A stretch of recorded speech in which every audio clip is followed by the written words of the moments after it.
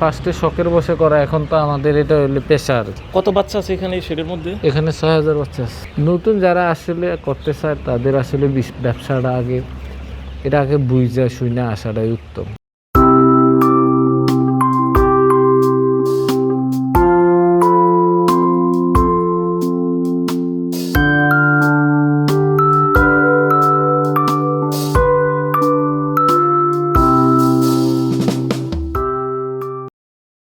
হাবিব ভাই, আমরা তো আপনার লেয়ার সেটা দেখলাম। এখন আমরা আপনার দেখতেছি যে কালার বার্ড এগুলো।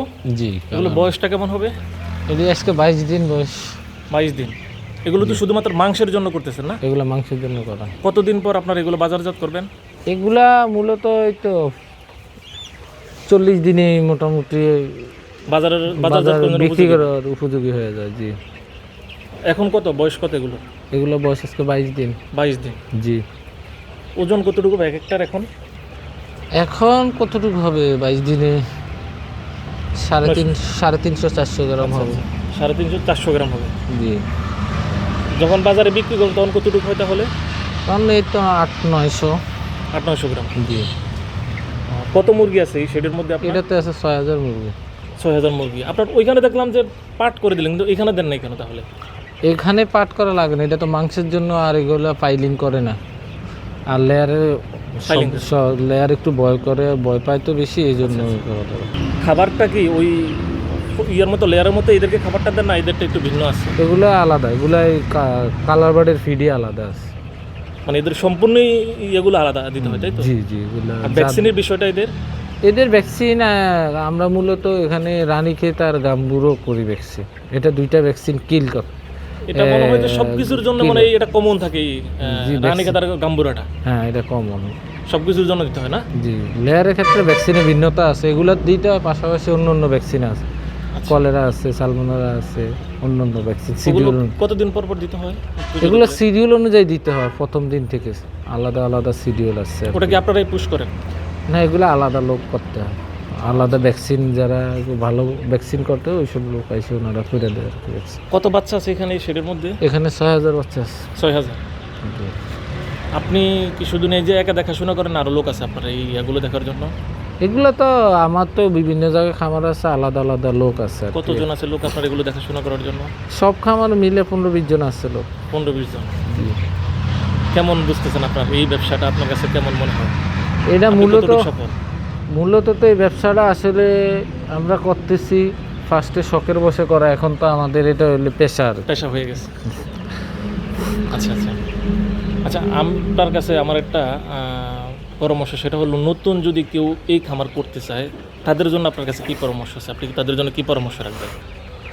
নতুন যারা আসলে করতে চায় তাদের আসলে ব্যবসাটা এটা আগে বুঝা শুনে আসাটাই উত্তম, বুঝছেন? নতুন অনেকে করে হয়তো বুঝে নাই, এলোমেলো খামার করে, এলোমেলোভাবে করে শখের বসে পরে ভালো কিছু করতে পারে না। যেমন খামারটা করা সঠিক হয় নাই, বা ভালো বাচ্চা নিতে পারে নাই, ভালো ফিটের ক্ষেত্রে ডিসিশনে ভুল থাকে। তো বিভিন্ন সময় কেউ ভালো করে, কেউ করতে পারে না। এই যে আপনারা একটা দেখলাম যে আপনি যে লিটারের মধ্যে গাছের যেই গুঁড়াটা সেটা না করে আপনি যেই ধানের চিড়াটা ব্যবহার করেন, এটা তো একটা সুন্দর একটা আইডিয়া। কারণ ওই জিনিসটা বললেন যে ওটা ধুলাবালিটা দেখা যায় মুরগির জন্য ঠান্ডার জনিত সমস্যা হয়, কিন্তু এটা তো আবার ঠান্ডার জন্য সমস্যা হয় না। কিন্তু এটা তো অনেকেই বুঝে না, অনেকেই জানেন। অনেকে তো আছে শুধু মনে করে যে লিটারটা আমরা শুধু গাছের গুঁড়িটা ইউজ করলে মনে হয় যে ভালো হবে। আচ্ছা, যদি কেউ শুরু করে এক্সপেরিমেন্ট হিসেবে, তাহলে কত বাচ্চা দিয়ে শুরু করতে পারে? এটা এক্সপিরিয়েন্সের ক্ষেত্রে আসলে আগে মূলত অল্প দিয়েই শুরু করা উচিত। আচ্ছা। কারণ প্রথম অবস্থায় অল্প দিয়ে শুরু করলে বুঝে শুনে আস্তে আস্তে যদি মনে হয় যে তার সাথে এটা যাবে, বা তার সব কিছু দিন শেষে হইল গিয়ে আপনার কপাল নসিব। আচ্ছা।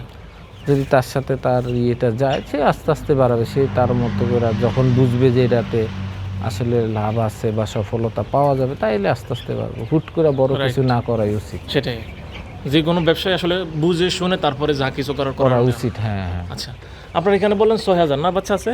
জি, এখানে 6000 আছে। আচ্ছা, এটা জায়গাটা কতটুকু বললেন? এখানে অলমোস্ট জায়গা আছে 6000 স্কোয়ার আছে। 6000 স্কোয়ার ফিট। আমরা কালার বার্ডের ক্ষেত্রে এক দিই পালি, ব্রয়লারের ক্ষেত্রে যেমন এখানে 6000 হইলে তার মানে কি 4000 6000 1000 বাচ্চার জন্য 1000 স্কয়ার ফিট 6000 বাচ্চা এটা সোনালী কালার বাড়ির ক্ষেত্রে। আচ্ছা। আর ব্রয়লারের ক্ষেত্রে আপনার 6000 স্কোয়ার ফিটে আপনি 4000 পালতে পারেন। 1.5 স্কোয়ার ফিটে একটা ব্রয়লার দেওয়া উচিত প্রয়োজন। হ্যাঁ, আচ্ছা, জায়গা কম হইলে ঝামেলা, মুরগি গরম স্টক করে গ্রোথও টাইম মতো গ্রোথ আসে না। আচ্ছা। তো ধন্যবাদ হাবিব ভাই, আপনার সাথে কথা বলে ভালো লাগলো, সুন্দর পরামর্শ রাখছেন দর্শকদের উদ্দেশ্যে, কষ্ট দিলাম আপনাকে। না, কষ্ট হবে না। জি, আসসালামু আলাইকুম। যখন চারপাশের অনেকেই থেমে যায়, তখন কেউ কেউ লড়াই চালিয়ে যায় নীরবে। হাবিব ছিলেন সেই নীরব যোদ্ধা। স্বপ্ন দেখেছিলেন, থামেননি, বারবার হেরেছেন, কিন্তু হার মানেননি।